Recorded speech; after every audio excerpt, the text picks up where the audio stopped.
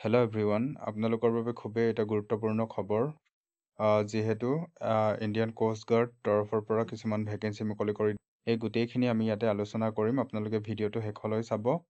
আৰু ইয়াতে এপ্লিকেশ্যন কেতিয়াৰ পৰা ষ্টাৰ্ট হ'ব? এপ্লিকেশ্যন ষ্টাৰ্ট হ'ব আপোনালোকৰ 11 ফেব্ৰুৱাৰী 2025। কাইলৈৰ পৰা ষ্টাৰ্ট হ'ব আৰু 25 তাৰিখে লাষ্ট ডেট। ইয়াতে চাওঁ আহক এলিজিবিলিটি কণ্ডিশ্যনছ আৰু কি পষ্টৰ কাৰণে ভেকেঞ্চি আহিছে। ইয়াতে আপোনালোকৰ mainly Navik general duty, Navik GD আৰু নাভিক ডমেষ্টিক ব্ৰাঞ্চৰ কাৰণে ভেকেঞ্চি মুকলি কৰি দিয়া হৈছে। আৰু ইয়াতে আপোনালোকৰ যোনটো এডুকেশ্যনেল কোৱালিফিকেশ্যনত সেইবিলাক দিয়া আছে কি নাভিক জেনেৰেল ডিউটিৰ কাৰণে আপোনালোকৰ ক্লাছ 12 পাছ হোৱা হ'ব লাগিব আৰু আপোনালোকৰ ক্লাছ 12ত মেথামেটিক্স এণ্ড ফিজিক্স ছাবজেক্ট থাকিব লাগিব। আৰু ইয়াতে নাভিক ডমেষ্টিক ব্ৰাঞ্চ আৰু ইয়াতে আপোনালোকৰ এজ ক্ৰাইটেৰিয়াটো চাই লওক।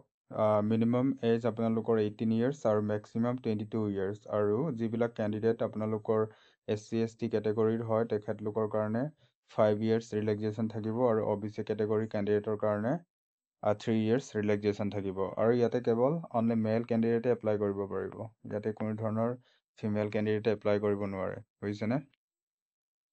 আৰু ইয়াতে চাই লওক ভেকেঞ্চি ডিটেইলছ। আপোনালোকৰ নাভিক জিডিৰ কাৰণে কোনটো জনত কিমানটা ভেকেঞ্চি আছে ইয়াতে আপোনালোকে ভালকৈ দেখি পাইছে অলৰেডি। আমাৰ যোনটো ইষ্টাৰ্ণ জনত আপোনালোকৰ আনৰিজাৰ্ভৰ কাৰণে আমাৰ যোনটো ইষ্টাৰ্ণ জ'ন, আমাৰতো আছামটো ইষ্টাৰ্ণ জ'নত পৰে, হয় নে নহয়? আছামটো ইষ্টাৰ্ণ জ'ন হয়, গতিকে আমি অসমৰটোৱে চাম। আনৰিজাৰ্ভৰ কাৰণে ইয়াতে ভেকেঞ্চি আছে 15 আৰু EWSৰ কাৰণে আছে 4, OBCৰ কাৰণে আছে 10 আৰু STৰ কাৰণে আছে 4 আৰু SCৰ কাৰণে আছে 5। আৰু টোটেল ভেকেঞ্চি কিমান আছে আমাৰ ইষ্টাৰ্ণ ৰিজনত? 38 ভেকেঞ্চি, বুজিছেনে? আৰু আপোনালোকৰ যোনটো ST, ইয়াতে ST 4 ভেকেঞ্চি দিয়া আছে। ইয়াতে দুটা ST ইনক্লুড থাকিব, ST plain and ST hills, বুজিছেনে? আৰু বাকীবিলাক যদি আপোনালোকে ইণ্টাৰেষ্টেড হয় দেন চাই ল'ব জন ৱাইজ। আপোনালোকৰ জন যদি বেলেগ হয় তো সেইটো আপোনালোকে চুজ কৰিব একৰ্ডিং টু ইয়ৰ জন। ইয়াতে নাভিক জিডিৰ কাৰণে সেইটো হয়। আৰু আপোনালোকৰ যোনটো নাভিক ডিবি মানে হ'ল ডমেষ্টিক ব্ৰাঞ্চৰ কাৰণে আমাৰ ইষ্টাৰ্ণ ৰিজনত কিমানটা ভেকেঞ্চি আছে? আনৰিজাৰ্ভৰ কাৰণে 3 ভেকেঞ্চি, EWSৰ কাৰণে কোনো ধৰণৰ ভেকেঞ্চি নাই আৰু OBCৰ কাৰণে 1 ভেকেঞ্চি, STৰ কাৰণে কোনো ধৰণৰ ভেকেঞ্চি নাই আৰু SCৰ কাৰণে 1 vacancy. Total number of vacancy 5 আমাৰ ইষ্টাৰ্ণ ৰিজনৰ কাৰণে। আৰু ইয়াতে অনলি কোৱালিফিকেশ্যন 10 পাছ। আৰু যদি আপোনালোকে যদি ST কেটেগৰীৰ পৰা বিলং কৰে বা আপোনালোকে যদি EWS কেটেগৰীৰ পৰা বিলং কৰে, যদি ভাবি ইয়াতে কোনো ধৰণৰ ভেকেঞ্চিয়ে নাই, আমি এপ্লাই কৰিলে ভাল হ'ব নে বেয়া হ'ব, বা আমাৰ ফিজটো এনে ৱেষ্ট হৈ যাব নেকি, এনেকৈ যদি ভাবিছে আপোনালোকে ভুল ভাবিছে।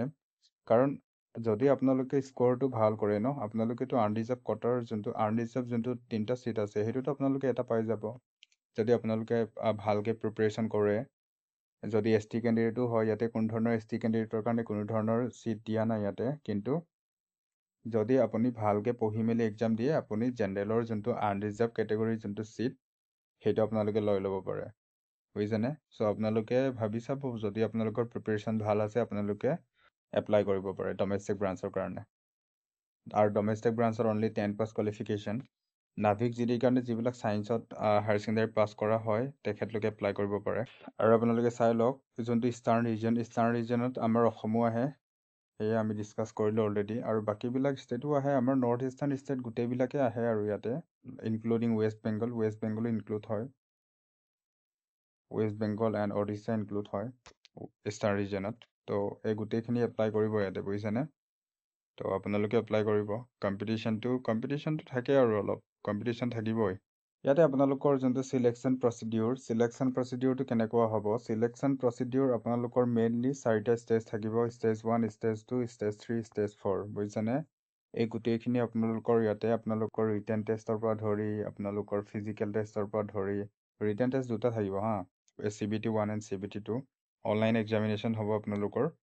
CBT 1টো আপোনালোকৰ CBT 1টো দুটা পষ্ট আপোনালোকে দেখিছে ন, Navik GD and Navik DB, এই দুটাৰ কাৰণে ছেম হ'ব। কিন্তু যোনটো ষ্টেজ 2টো কেৱল যিবিলাক নাভিক জিডি হায়াৰ ছেকেণ্ডাৰী ছায়েন্সৰ পৰা পাছ কৰা হয় ন, তেখেতলোকে দিব। তেখেতলোকৰ কাৰণে ষ্টেজ 2 এটা থাকিব, বুজিছেনে? সেইটো CBT বেছড হ'ব আৰু তাতে অনলি মেথামেটিক্স এণ্ড ফিজিক্সৰ কুৱেশ্যন আহিব। আৰু অলপ টাফ হ'ব, যোনটো হায়াৰ ছেকেণ্ডাৰী লেভেলৰ ফিজিক্স এণ্ড মেথামেটিক্স অলপ টানেই হয়। আৰু যোনটো ষ্টেজ 3 আপোনালোকৰ ফিজিকেল আপোনালোকৰ এণ্ডুৰেঞ্চ টেষ্ট বা ফিজিকেল এফিচিয়েঞ্চি টেষ্ট হ'ব, আৰু ষ্টেজ 4ত আপোনালোকৰ ডকুমেণ্টছ ভেৰিফিকেশ্যন বা DV হ'ব। ষ্টেজ 4ত আপোনালোকৰ ডকুমেণ্ট ভেৰিফিকেশ্যনৰ লগতে কি হ'ব, আৰু মেডিকেল এক্সামিনেশ্যন হ'ব, ডিটেইল মেডিকেল এক্সামিনেশ্যন হ'ব আপোনালোকৰ। ষ্টেজ 1 আপোনালোকৰ ইয়াতে ষ্টেজ 1ত দিয়া আছে। ষ্টেজ 1ত কি হ'ব, আপোনালোকৰ কম্পিউটাৰ বেছড অনলাইন এক্সামিনেশ্যন হ'ব, আপোনালোকৰ কম্পিউটাৰত এক্সাম হ'ব, বুজিছেনে। আৰু ডকুমেণ্ট ভেৰিফিকেশ্যনৰ কাৰণে আপোনালোকে এক্সামিনেশ্যন চেণ্টাৰত আধাৰ প্ৰুফ বা আপোনালোকৰ পেন কাৰ্ড বা আদাৰ ডকুমেণ্টছ যিবিলাক আইডেণ্টিটি শ্ব' কৰে, আৰু আপোনালোকৰ ভোটাৰ ID হ'ব পাৰে, সেইবিলাক আপোনালোকে নিলে হ'ল। ড্ৰাইভিং লাইচেঞ্চো নিব পাৰি, সেইবিলাক নিব আপোনালোকে ভালকৈ এক্সাম চেণ্টাৰত যাওঁতে। আৰু ইয়াতে আপোনালোকে দেখি পাইছে অলৰেডি, নাভিক DBৰ কাৰণে আপোনালোকৰ ছেকশ্যন 1 থাকিব ৰিটেন টেষ্ট। ছেকশ্যন 1 মানে আপোনালোকৰ এটাই CBT হ'ব, আৰু নাভিক GDৰ কাৰণে দুটা CBT হ'ব। ছেকশ্যন 2 1+2 দুটা আপোনালোকৰ CBT এক্সাম থাকিব। আৰু পাছিং মাৰ্কছ ইয়াতে দিয়া আছে, আনৰিজাৰ্ভ EWS আৰু আপোনালোকৰ OBCৰ কাৰণে 30 মাৰ্ক, যোনটো নাভিক DB ডমেষ্টিক ব্ৰাঞ্চ, যোনটো 10 পাছ কোৱালিফিকেশ্যন, আৰু SC ST কাৰণে 27।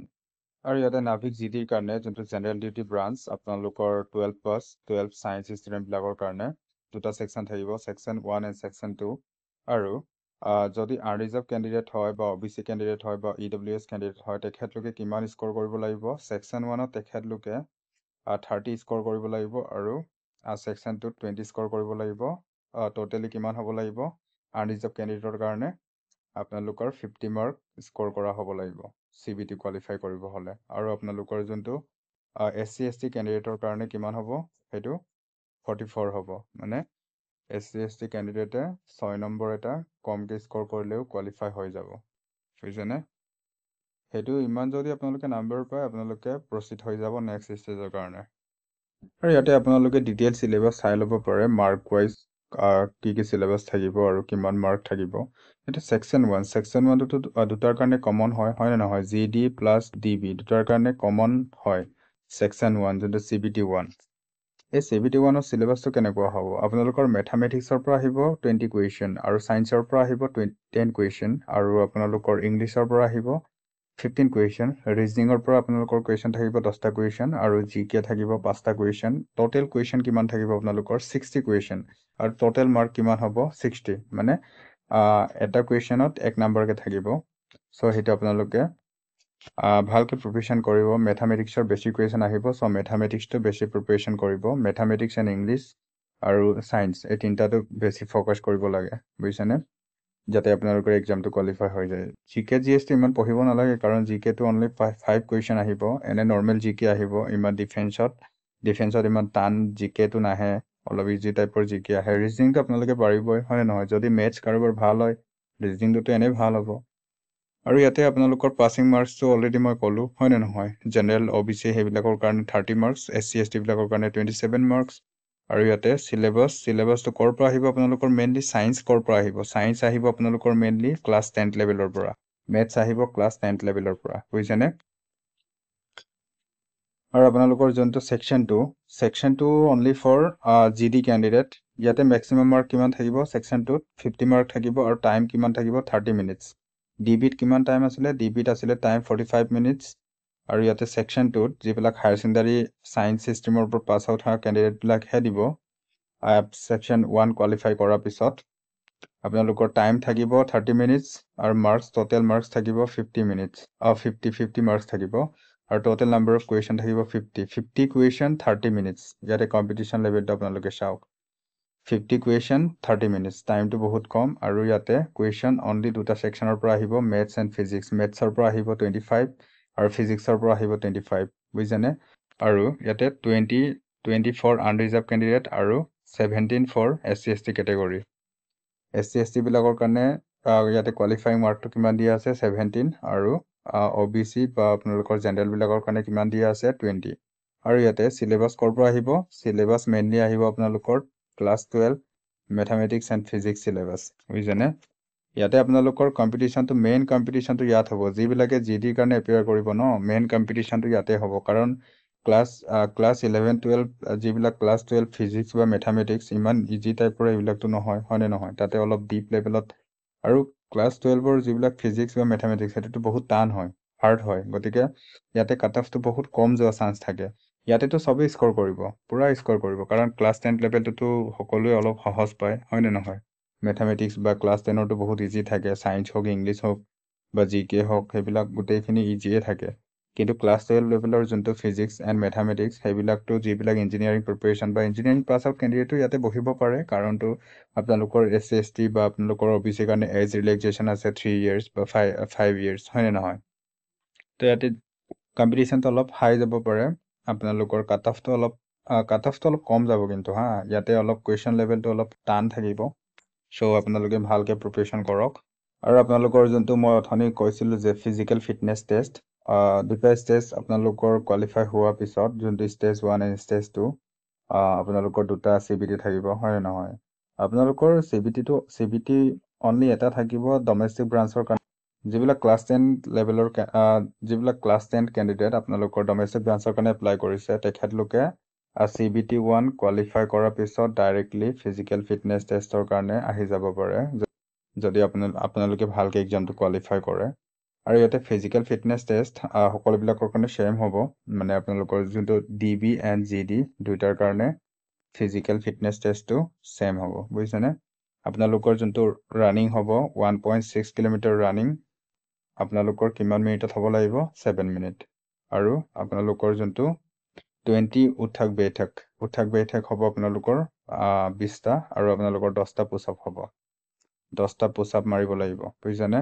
এই তিনিটাই হ'ল ফিজিকেল ফিটনেছ টেষ্ট, ইমান টান নহয়, সেইটো বহুত ইজিলি যিবিলাকে আমাৰ অসমৰ পৰা আছাম পুলিচৰ কাৰণে প্ৰিপেৰেশ্যন কৰি আছে, আছাম পুলিচতো কিমান সেইবিলাক ৰানিং কৰিব লাগে, হয়নে নহয়? ইয়াতকেতো বেছিয়ে ৰানিং কৰিব লাগে, গতিকে আপোনালোকে সেইটো ট্ৰাই কৰিব।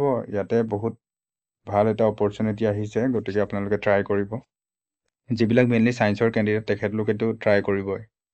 আৰু ফিজিকেল ফিটনেছ টেষ্ট আপোনালোকৰ কমপ্লিট হোৱাৰ পিছত যিবিলাকৰ চিলেকশ্যন হ'ব, মেৰিট লিষ্ট এখন আহিব, হয়নে নহয়? তাৰপিছতে কি হ'ব? তাৰপিছতে হ'ব আপোনালোকৰ মেডিকেল এক্সামিনেশ্যন হ'ব, আৰু মেডিকেল এক্সামিনেশ্যনত আপোনালোকৰ বিভিন্ন ধৰণৰ এক্সৰে বা বিভিন্ন ধৰণৰ আপোনালোকৰ ডেণ্টেল টেষ্ট আৰু বিভিন্ন ধৰণৰ ডিজিজবিলাক চেক কৰা হ'ব। হোল বডি এক্সামিনেশ্যন হ'ব, আৰু যিমানখিনি মানে প্ৰয়োজন হয়, নকনি এইবিলাক চাব। ৰি-মেডিকেল এক্সামিনেশ্যনৰো আপোনালোকৰ অপশ্যন থাকিব। আৰু কিছুমানৰ যদি সৰু সুৰা যদি মাইনৰ প্ৰব্লেম থাকে, মাইনৰ প্ৰব্লেমৰ কাৰণে যদি কোনোবা যদি মেডিকেল কোৱালিফাই কৰা নাই, তেখেতলোকক ৰি-মেডিকেল দি দিব। সেইটো ইমান ভয় খাব নালাগে। যদি আপোনালোকৰ ডাঙৰ প্ৰব্লেম নাই বডিত, দেন আপোনালোকে এপ্লাই কৰিব পাৰে। আৰু ইয়াতে আপোনালোকে দেখি পাইছে অলৰেডি, ইয়াতে মেৰিট লিষ্ট কেনেকৈ, ফাইনেল মেৰিট লিষ্ট কেনেকৈ প্ৰিপেৰেশ্যন কৰা হ'ব বা কেনেকৈ প্ৰিপেয়াৰ কৰা হ'ব, ইয়াতে লিখা আছে, এ নাম্বাৰত লিখা আছে কেণ্ডিডেট স্ক'ৰিং মোৰ মাৰ্কছ ইন ছেকশ্যন 1। ছেকশ্যন 1ত কিমান টোটেল মাৰ্ক কিমান আছিল? 60 আছিল। ইয়াৰ পৰা যদি আপোনালোকে 58 বা আপোনালোকে 59 এনেকৈ যদি স্ক'ৰ কৰে, আপোনালোকৰ মানে চান্সটো বেছি থাকিব, আৰু candidate older in age will be higher in merit। আপোনালোকৰ যিবিলাক কেণ্ডিডেটৰ এইজটো অলপ ডাঙৰ হ'ব, বয়সটো যদি অলপ ডাঙৰ হয়, তেখেতলোকক বেছি প্ৰিফাৰ কৰা হ'ব, বুজিছেনে? যদি আপোনালোকৰ 25ও হয়, তেতিয়াওতো আপোনালোকে এপ্লাই কৰিব পাৰে, হয়নে নহয়? 18 to 22 বুলি দিয়াহে আছে, কিন্তু ইয়াতে ৰিলেক্সেশ্যন আছে, SC/ST কাৰণে ৰিলেক্সেশ্যন 5 years। SC/ST সকলেতো 22 + 5 কিমান ইয়াৰ্ছলৈকে এপ্লাই কৰিব পাৰে? 27 yearsলৈকে এপ্লাই কৰিব পাৰে, both in DB and GD। আৰু আপোনালোকৰ টেষ্ট যোনটো আপোনালোকৰ মেডিকেল এক্সামিনেশ্যন থাকিব ন, আৰু যোনটো মেডিকেল এক্সামিনেশ্যন থাকিব, আপোনালোকৰ নিজৰ ষ্টেটৰ এটা মেডিকেল এক্সামিনেশ্যন হ'ব। তাতে আপোনালোকৰ চিলেকশ্যন হোৱাৰ পিছত আপোনালোকক আৰু এবাৰ মেডিকেল এক্সামিনেশ্যনৰ কাৰণে যোনটো INA চিল্কা, য'ত মানে ইণ্ডিয়ান নেভি আৰু ইণ্ডিয়ান কোষ্ট গাৰ্ডৰ কাৰণে ট্ৰেইনিং হয়, তাত ট্ৰেইনিং চেণ্টাৰত সোমোৱাৰ আগতো আপোনালোকক আকৌ এবাৰ মেডিকেল এক্সামিনেশ্যন কৰা হ'ব, বুজিছেনে? আৰু তাৰ পৰাও যদি আপোনালোকে ৰিজেক্ট হয়, আপোনালোকক ঘূৰাই পঠাব পাৰে। অলপ ষ্ট্ৰিক্ট হয় মেডিকেল এক্সামিনেশ্যন ইণ্ডিয়ান নেভিবিলাকৰ। তো ইমান এটা ইজি নহয়। যদি আপোনালোকৰ মেজৰ প্ৰব্লেম কিবা মেজৰ ইছ্যু আছে, দেন আপোনালোকে সেইটো আগতে ছল্ভ কৰি লওক, দেন আপোনালোকে ফৰ্ম এপ্লাই কৰক। আৰু আপোনালোকৰ কি কি ডকুমেণ্টছৰ ৰিকুৱাৰমেণ্ট হ'ব ইয়াতে উল্লেখ কৰা আছে। কেটেগৰী চাৰ্টিফিকেট, আপোনালোকে যদি SC/ST, OBC, non creamy layer বা EWS কেটেগৰীৰ পৰা বিলং কৰে, দেন আপোনালোকৰ কেটেগৰী চাৰ্টিফিকেট থাকিব লাগিব। Class 10 certificate, class 10 pass certificate, marksheet, আপোনালোকৰ এডিচনেল মাৰ্কশ্বিট ক্লাছ 10, যদি আপোনালোকে যদি বেটাৰমেণ্ট দি এক্সাম কোৱালিফাই কৰিছে দেন আপোনালোকৰ এডিচনেল মাৰ্কশ্বিট থাকিব, সেইটো আপোনালোকে শ্ব' কৰিব লাগিব। আৰু আপোনালোকৰ পাৰ্চেণ্টেজ শ্ব' কৰিব লাগিব। NOCও আপোনালোকে বনাব লাগিব, বুজিছেনে?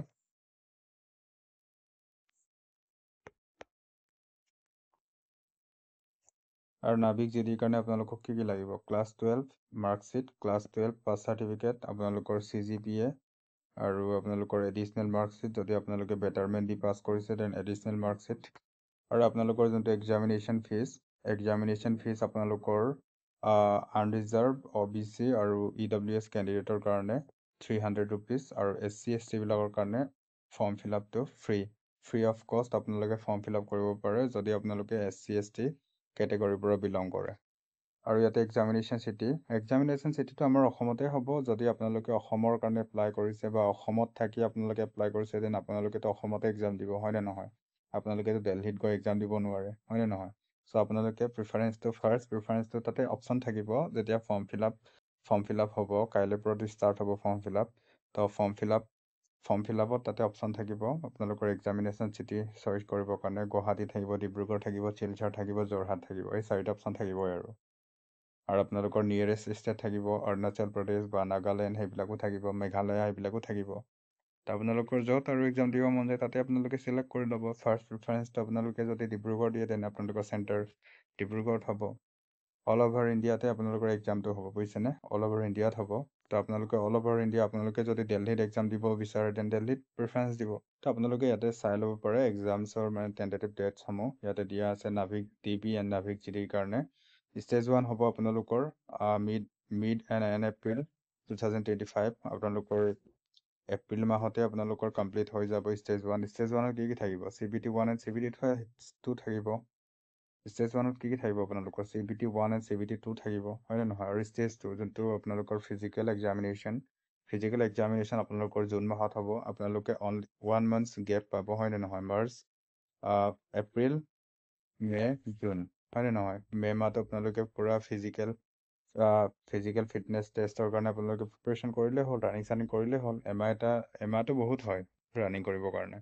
আৰু আপোনালোকৰ ষ্টেজ 3 আপোনালোকৰ যোনটো ডিটেইল মেডিকেল এক্সামিনেশ্যন, সেইটো আপোনালোকৰ কেতিয়া হ'ব? ছেপ্টেম্বৰ মাহত হ'ব। আৰু ইয়াতে আপোনালোকৰ ফাইনেল মেৰিট লিষ্ট আহিব। আৰু মষ্ট প্ৰবেবলি আপোনালোকৰ ছেপ্টেম্বৰ মাহৰ শেষত বা আপোনালোকৰ অক্টোবৰ মাহত আপোনালোকৰ জইনিং হৈ যাব INS চিল্কাত। আৰু ইয়াতে আপোনালোকৰ ট্ৰেইনিঙৰ কথাও উল্লেখ আছে। ইয়াতে আপোনালোকৰ বেছিক ট্ৰেইনিং হ'ব নাভিক GD এণ্ড DBৰ কাৰণে। GD মানে হ'ল আপোনালোকৰ জেনেৰেল ডিউটি ব্ৰাঞ্চ, আৰু DB মানে হ'ল ডমেষ্টিক ব্ৰাঞ্চ। তেখেতসকলৰ যোন ট্ৰেইনিং কেতিয়াৰ পৰা ষ্টাৰ্ট হ'ব বুলি ইয়াতে উল্লেখ কৰিছে ছেপ্টেম্বৰৰ পৰা ষ্টাৰ্ট হ'ব। আৰু ক'ত হ'ব সেইটো ট্ৰেইনিং? বেছিক ট্ৰেইনিং হ'ব আপোনালোকৰ INS চিল্কাত। নেভিবিলাকৰ লগতে আপোনালোকৰ ট্ৰেইনিং হ'ব। আৰু ইণ্ডিয়ান কোষ্ট গাৰ্ডো এটা নেভিৰে এটা পাৰ্ট হয়। আপোনালোকৰ প্ৰফেশ্যনেল ট্ৰেইনিঙো হ'ব যোনটো ব্ৰাঞ্চত আপোনালোকে পাইছে। আপোনালোকে যদি ডমেষ্টিক ব্ৰাঞ্চত যদি আপোনালোকে চেফ হয়, আপোনালোকৰ চেফৰ কাৰণে আপোনালোকৰ যোনটো প্ৰফেশ্যনেল ট্ৰেইনিং সেইটো আপোনালোকৰ থাকিব। তো professional training and basic training দুয়োটাই আপোনালোকৰ ক'ত হ'ব? INS চিল্কাত হ'ব। আৰু ইয়াতে আপোনালোকৰ যোনটো salary, pay, parks and other benefits কি থাকিব ইয়াতে দিয়া আছে। নাভিক জেনেৰেল ডিউটিৰ কাৰণে আপোনালোকৰ বেছিক পে হ'ব 21,700 পে লেভেল 3, প্লাছ টিয়াৰনেছ এলাউঞ্চ থাকিব, লগতে আদাৰ এলাউঞ্চেছ সেইবিলাক থাকিব। আপোনালোকৰ ডিউটি এলাউঞ্চ সেইবিলাকো থাকিব। যদি আপোনালোকে অভাৰটাইম কৰে তেতিয়াও আপোনালোকে এলাউঞ্চ পাব, বুজিছেনে?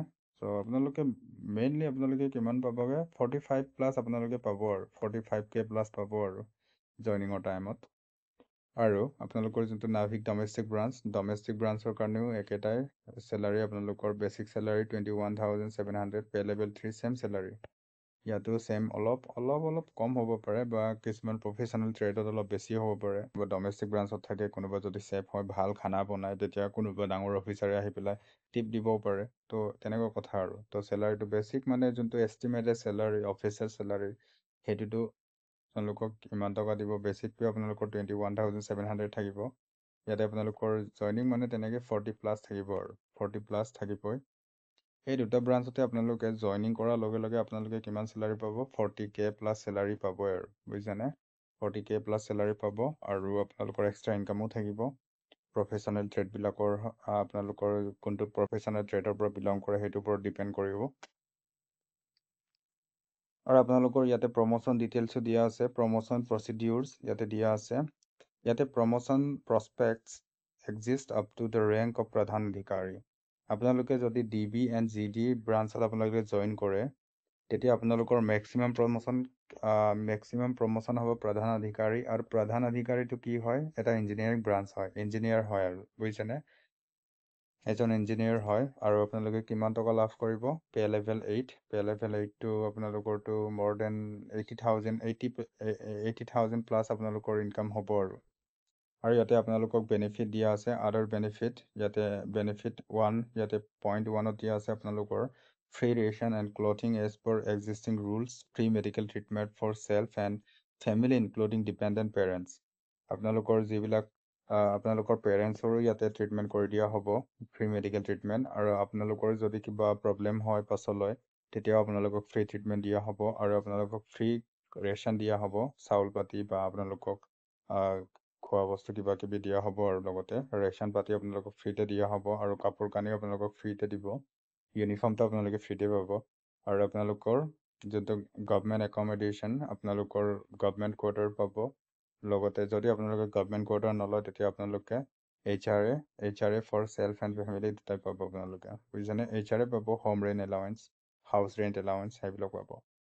আৰু ইয়াতে আপোনালোকৰ পইণ্ট নম্বৰ 3 দিয়া আছে, 45 ডেজ আপোনালোকৰ আৰ্ণ লিভ থাকিব আৰু 8 ডেজ আপোনালোকৰ কেজুৱেল লিভ থাকিব, বুজিছেনে? আৰু আপোনালোকৰ CPS থাকিব, কণ্ট্ৰিবিউটৰী পেঞ্চন স্কিম থাকিব, আপোনালোকে ৰিটায়াৰমেণ্টৰ পাছত আপোনালোকে পাব। আৰু আপোনালোকৰ কেণ্টিন ফেচিলিটি থাকিব, কেণ্টিন ফেচিলিটি থাকে। আপোনালোকৰ যিবিলাক কেণ্টিন ফেচিলিটি CSD বুলি কোৱা হয়, এণ্ড আদাৰ লোন ফেচিলিটিও থাকিব। লোন আপোনালোকে হোম লোন ল'ব পাৰে বা কাৰ লোন ল'ব পাৰে।